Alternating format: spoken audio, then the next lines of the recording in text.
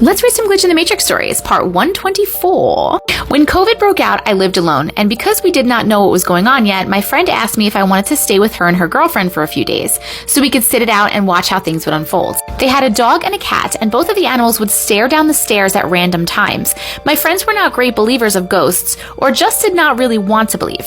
I made a lot of jokes about it because I thought it was funny to get them on edge a little bit.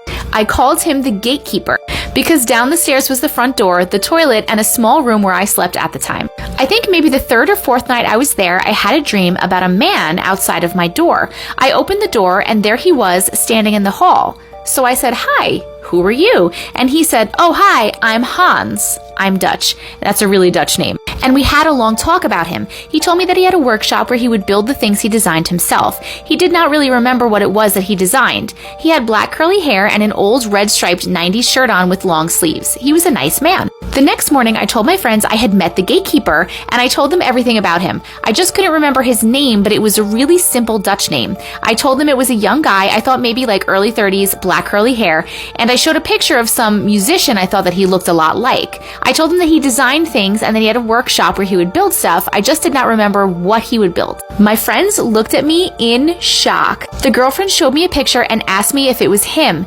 In the picture, he had the exact same shirt on. I was mind blown. I do dream about my grandmother who passed away, but I knew her, so that makes sense. But I have never dreamt about somebody that I did not know who had passed. She told me his name was Hans. It was her uncle, and he designed furniture. He took his own life, oh my goodness, in his early 30s, but she never really knew him. He was her mom's brother and also her best friend. So why would he be in this house with his niece? Now, 3 years later, we found out that he had a condition that he had a hard time living with. And his niece, who I stayed with, just found out that she has the same condition. So maybe he was just worried about his niece.